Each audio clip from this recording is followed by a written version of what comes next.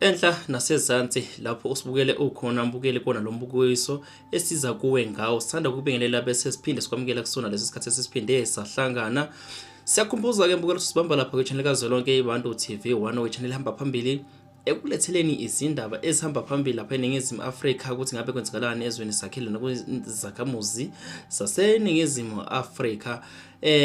Nawe ke mbukeli mekuthi ungumuntu ufisayo ukuthi adlulise isimo esithile adlula kusona njengamanje ngesakhamuzi se-South Africa, ungasithinta kuyona inombolo edlulayo lapha ngezansi kwamagama esiwabhalile kuyona le video. Kanti-ke mekuthi nje ungumthandi we-show yethu noma wendlela esikulethela ngayo izindaba zabantu balapha eNingizimu Afrika, awucindezele usubscribe bese ulike ivideo. Uma ulike ke ivideo okwenzayo awenzeli thina kuphela kodwa usiza abantu akuyibona abasuke bezoreporta inkinga zabo ukuthi ivideo le osibukele kuyona njengamanje ihambe kakhulu, ipromoteke ngoba kusho ukuthi abantu bayayithanda, ihambe iyefinyelele kubantu okufanele ifinyelele kubona bazoba nosizo ngoba abantu abasithinta abantu abadinga usizo. So nawe ke wenze ongakwenza noma awudlale i-role noma ipart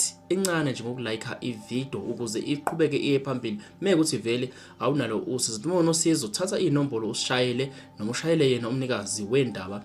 Namhlanje ke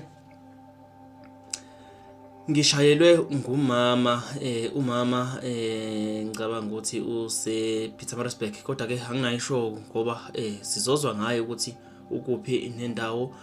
Kunodaba lapho oluqhubekayo lapha emndenini wakhe engithanda ukuthi lufinyelele kunina ababukeli beBantu TV 1, nimnike imbono basize abangakwazi. Udaba lolu umama uzolichaza yena ukuthi ngabe kwenzenjani. Kodwa ke kodwa ke umama nje bengakwazi ukuthi afike abekane nathi lapha, niyazi ukuthi ngike ngishaye nje ucingo kuyona le phone yami ne-airtime engapheli. Ngizomfonela ke lapho khona ezobe sichaza yonke into umama ukuthi ngabe kwenzakalana. Ngivele ngisuke ngihlale phezulu kwayo i-call ngimthinte umama ngoba usilindele.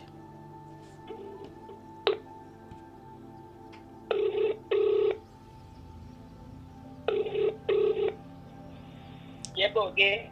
Sanibona mama, sicela ukuphinde sikubingelele bese siphinda sikwamukela. Njengamanje usu lapha kubabukeli beBantu TV 1 bakulalele njengamanje. Ngizothanda ukuthi ubabingelele mama bese uphinda nje usho ukuthi kambe umabani kuphi nendawo. Yebo ngiyabingelela umama uKhumalo la kaMpumulo. Kukuphi nendawo? ePietermaritzburg. ePietermaritzburg eMgungundlovu Ondongazibovu. Yebo.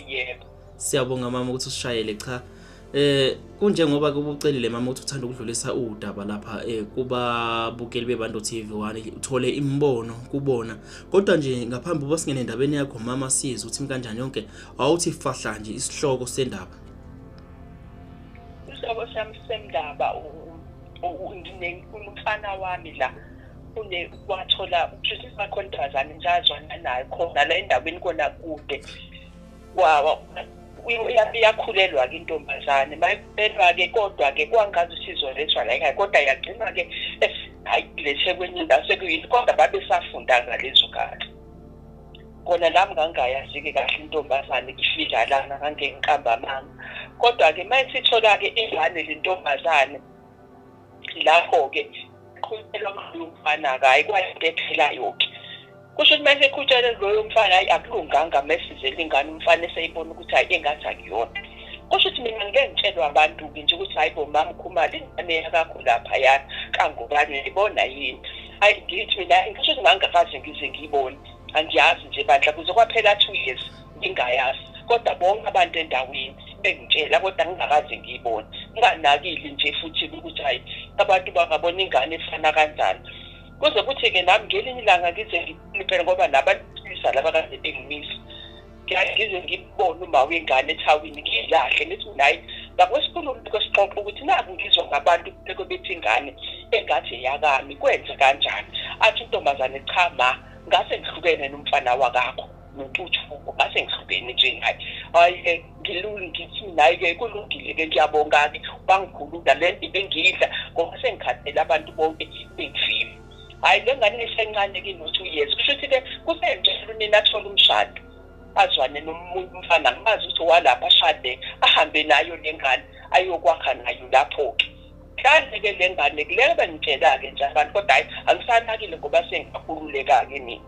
Kuthe ngonyaka loka 2020 ifike kusho ukuthi umfana wami ubesebenza vele le kude engahlali la ifika ngoDisemba njalo.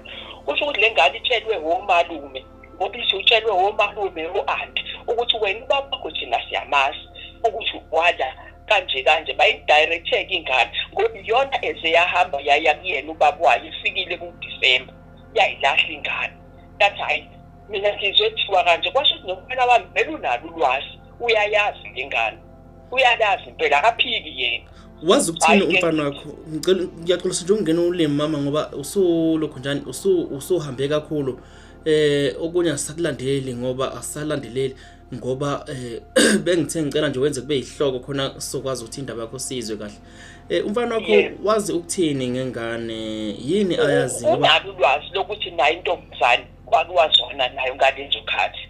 Kwase kwenzekalani intombazane iyakhulelwa? Ukuthi yayibabhankile intombazane mangibheka nje mina. Ithatha ke isisiso yasisa kwenye indawo. Kodwa omakhelwane mangabe bekubiza wena bethi nansi ingane ifana nomfana wakho Makhumalo omakhelwane bakhulumela ukuthi le ngane kungase kube yakwakho. Indaba yayaziwe endaweni ukuthi umfana wakho yayaziwe indaba yayaziwe esikoleni kufunda ehlangene yayaziwa indaba akekho ongayazi. Mina ke nje ngayanga ngayinekile ngoba phela ingane zesikoleni babenza ugrade 12 ngalezo sikhathi. Into yanguphunyaka le mama. Ngeke ukuthi ke nakho ke ngiyalibala ke manje ukuthi yamopha ingane manje no 13. Nino 13. Ngikho insizwa ke manje iyafika impela le ingihlupha ngale ndaba ngoba manje le ngane iyafika le. Umeke ukuthi yango ingane ina 13 years njana manje u2004 kusho ukuthi yango 2011 le ndaba. 2010. Yeah 10 11. 2010 kanjalo nje ngoba 2010 11 bese qalile lo mfana ukosebenza. Ubesihambile uyosebenza intombazane ingakazali ngaleso sikhathi noma isizele. Ayisizele. Inga. Yebo ishelo umfana sayosebenza le ngane le isizele. Yebo. Umfana wakho yebo qhubeka mama. Yebo ingakho ngisho ukuthi ya 2009 or 10. Yebo umfana wakho wathola wathini mengabe ebona ukuthi emva kokuba yena sibehlukene nentombazane sekuningane ezwele wathola wathini kulokho umfana wakho ekhona ekhaya nje njengoba le ndaba isize isukunyela uwe wena mama njengoba umfana nje esasesekhaya wathi kakhulu naye kusukisa isukumele kakhulu namanje nje ubephezulu kwani njengoba ngitshela ngithi le ngane nje isiyazi ifikela la ekhaya. Yebo ithi yona isigogo isize kubaba nje ithi mayifikele lapho usunike ushaya phansi ngonyaka uthi cha yona mayifikele lapha ekhaya isuke ize ngokuthi ize ekhaya noma isuke izobona omakhelwane mhlambe njengoba isiqondela ekhaya ngoba siyahlangana nayo baba sesikhulumile le ndaba nayo ugogo ngathumela intombazane omunye osebenza nema office oyisihlobo sakho engathi nayo usebenza ku DNA ngoba bengizama ukuthi ongcono siye ku DNA intombazane uma wengane uyashapha nje ngonyaka wathi cha akuyona yala ekhaya manje semvalile umfana wami wathi bophisa uma kuukuthi uyaqhubha lolu daba ngizobophisa ngisimgqengulile nami ngiphinda ngamfonela wathi nje qhama la siye ngisakuphinda ngisakutshela ukuthi ingane yona yakho. Intombazane le iziyafakela umfana wakho protection order ngoba nakho engafuni ukuthi ithe ukufakela ngakamfakeli yathi nje akaphume kulolu daba izombopha umilokhu eqhubeka nokuthi ingane le uyayazi akaphumi nje.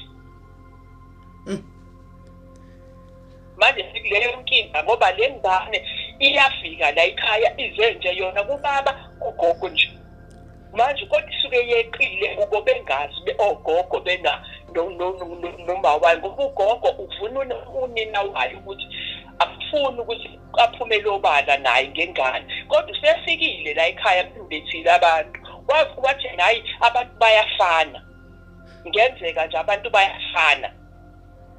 Sinjani isimo salo mfana noma skalo baba okuthiwa ingane eyakhe ekhonjwa kuyena angimazi ngoba uphelile nathi wakhele kwenye indawo hayi ukhelile nathi angimazi nje anazi ukuthi ingabe insizwa emikanjani ngokuyimela ngoba phela kwenye inkathi amantombazana ayakwenza lokho ukuthi ingane ayikhombe ngalana ngazi ukuthi ibhodwe liconse ngakhona noma engathi isimo semali singcono ngakhona njengoba umfana wakho nje yazalwe ingane esasemakhaya. Yebo. So ngibuzela lo eyaqhutshelwa kuyena ayiphika ingane wayiphika ngisencane bavuma nogogo bayavuma bathi cha wayiphika lo ahleli nayo amthole kamuva iseyoshada naye hayi loyo nje yayiswa kena wayiphika wabo kuyibona isizeli cha wahlela abandla wayiphika bonke abakhona. Yabona ke mama asizwanga kahle indaba eqaleni yabona bekumele ivele la eqala khona soyithola kahle ukuthi ithini yabona njengamanje siyayizwa kodwa manje siyayibona ukuthi khona la ehlukene khona ihlukahlukene ngakho bengithe ngicela uyiveze izihloko khona izosheshe icace ukuthi kanjani. So kahle kahle into eyenzekalayo la intombazane yakhulelwa kanti nabafana ababili ezona nabo ngaleso sikhathi ithema ikhulelwa yakhomba ingane kulomfana omunye hayi kulo wakwakho mayikhomba ingane kulomfana omunye lo mfana wathi cha ingane akusiyona eyami theme kusuka ke lapho kwasekwenzakalani ke mama ukuze ingane iye kulo oseshadwe ingane ikhulele konina lumo ngaleso sikhathi noma intombazane lo ubeseqomiso kelisha ushade wahamba nayo ingakanani leso sikhathi incane no 2 years ubikade ehlala konina lume nje lokho yebo ihlala naye kubo engakashadi uthe ngokushada wahamba nayo waya kulo aseshade naye nengamanje kuyena njengamanje mayisukizela isukuyeqile nje. Yeah. Isebenzisa siphi isibongo njengamanje sika baba lo kuthiwa lo wamfana wayiphika ayikhomba kuyena noma isize sesanina yebo. Nina ekhaya uma ngabe mhlawumbe umfana nembuzo ukuthi umfana ufuna uphi baba mhlawumbe nje ngisho kanje mina imbuzo ukuthi uphi uyihlo uyaphendula athini umfana lo ngoba sekhulile umuntu ona 13 years useyazazi indaba. Yebo akanaye phela ubaba usinjanganayo unale stepfather yena ukhule azi ukuthi ubaba wakhe ile stepfather emfihlele unina njengoba eze watshelwa umalume ukuthi akuyena ubaba wakho le stepfather lisakho ubaba wakho thina siyamazi nangiyana isibuyeke ingane ihlehla nyova yona ikhule yazi ukuthi stepfather le uyena baba. Yebo. Yebo. Kwalani mama ukuthi nithathe iyo noma isiphi isampula enizokwazi ukuthi niyokwenza iDNA testing ngaso ngabe impahla yokugqoka ngabe amathi ngaba unwele lengane kwalaphi niqhamuka siniphethe siyafisa ukwenza lokho siyasaba mhlawumbe ukuthi sesineqala yini uma sizokwenza lokho sibuye thina sesithi nayi DNA ithi ekubeni unini eshaya phansi ngwingo ejabiyona yala ekhaya ngeke sithole thina sesisenkingeni. So oke ngikhulume nje ngithi babukeli beBantu TV1 ngisacela nisiphendule nina mhlawumbe abantu abazi umthetho nabantu abake bazenza lezi zinto ngoba zenzeka mihla namalanga into efana nalezi kuyekumiswa kanjani ukuthi abantu umuntu ufuna ukuthola ulibofuzo lwengane ukuthi ngabe eyakhe noma kuyona neyakhe icala yini ukuthi wenze nje i-test ngaphandle kokuthi uthole imvumo kanina noma wesiwe ingane lokugolozana ingane. So niphendula lapha kuma comment section ngoba niyayizwa indaba ithini.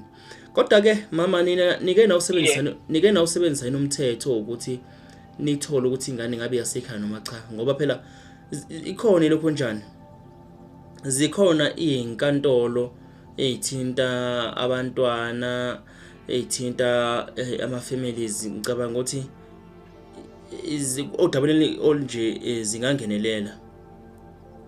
Cha, asizangeke ngoba sizamntona umndeni sazama yena uma wentombazane ukuthi kwesihlaleni phansi njengabazali sibonisane mina ngoma umfana bakabe ngizihlisi kakhulu ngoba bengiyibona ingane ukuthi cha iyafana.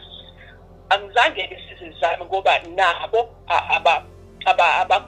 anako ukuphumela obani nina wayishaya phansi ngonyawo besicela lona ukuthi ke usizo lokuthi ngenze njani ngakwazi mina ukuzenzela iDNA nengane nengazi angeke ngithole sesisenkingeni nobaba wengane siyafuna naye uhlala naye ukhona la ekhaya ukhona siyafisa ukusizakala ubaba wengane ukhona lapha ekhaya naye ukhona ngihlala naye la simphethe kanjani yena lesimo sokuthi ingane yakhe noma ingane kunengane angayazi ukuthi eyakhe kodwa futhi ukulindela ukuthi kungenzeka kube yakhe nje kumphethe kanjani lokho ngabe yena ufuna kumphethe kabi kakhulu nawe uyafisa ukudlula lenkinga usethe mebona ukuthi uyaqhubha udaba umfana wami uyaqhubha udaba kakhulu njengoba sebuyile sesibenzela la ingakho sifike sekuthilathela la njengoba usubuyile sosebenza la usuzoqhubha lo daba ngizokubophisa yilapho ke sevele wehlela khona ngezansi athi mangisazi ngenzini nawe awuboni nami ngathi ngithiwa ngivala intombi yena bathi lalela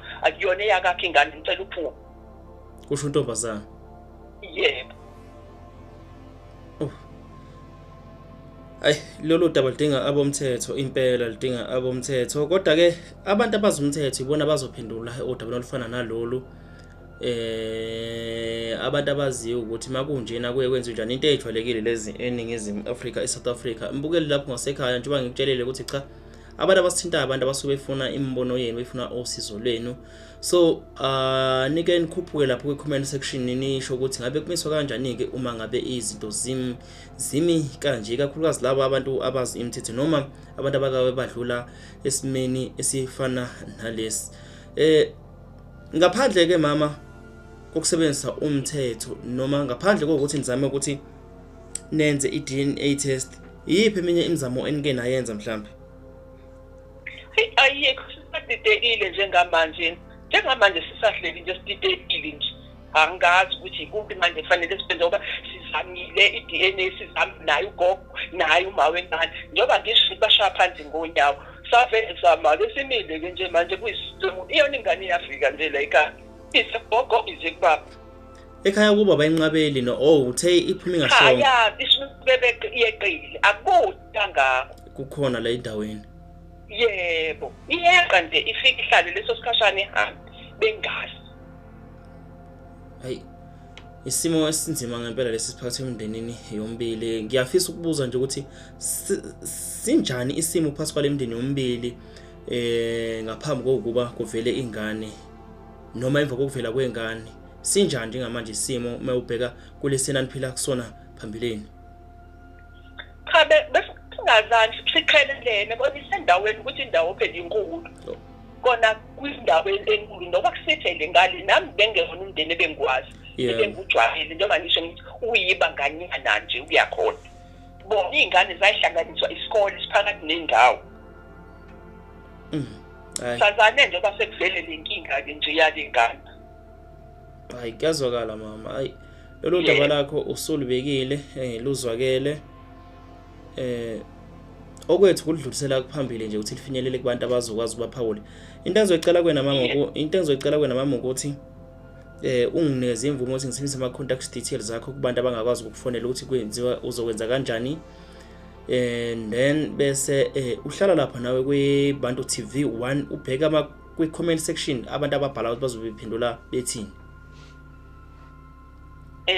yebo ngizocela nje lokho ukuthi ubheke ivideo le mayise i-YouTube uzongena ku-YouTube ubheke ivideo le esenzayo anginaloki idatha manje cha hayi manje mama ngizokutshela ngizoconnecta kusa ngizokutshela mama ungahlupheki ivideo masi on ngizokutshela bese uzoloku uhlala ubheka kwi-comment section uthi abantu babhala abathini ikakhulukazi labo abake badlula kule nkinga yakho yebo angazi noma mama angani noma kusekhona yini mhlawumbe osangafisa ukuthi ukudlulise kubabukeli beBantu TV 1 njengalolu daba engizwisisa ukuthi nje ngiyacela abantu ukuthi abantu abanenkinga njengalezi engibhekene nazo kusizakale kunzima uhlala nalenkinga engibhekene nayo ngoba phela ngimdala nokufa kuyafika ngiphila impilo engasayazi ngiyayithanda ingane ukuyisiza kodwa angazi ukuthi ngizomisa kanjani. Yebo. Ngiyacela abakithi nakubalulekile ukuthi abanalezi inkinga bakwazi ukuthi bangisize ngiphumele ngoba izivele kahle lenkinga ngilona sizo nje engicela kakhulu. Kuyazwakala mama Khumalo. Ngicela ababukeli beBantu TV basibukele kwaze kwafika lapho esikhona. Siyabonga kubona laba basibukele kwaze kwafika la. So mama bazokuthola kanjani abantu? Sizoshiya inamba zakho khona la ukuze bakufonele.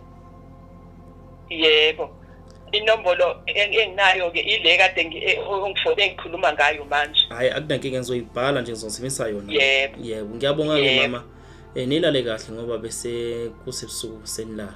Hayi ngiyabonga kakhulu ngiyacela impela bandla usizo ngididekile. Hayi kubonga thina mama ngithemba ukuthi bazoloku bekuthinta nje ababukeli beBantu TV. Yebo. Bonga mina. Ngiyabonga kakhulu benosuku oluhle. Yebo.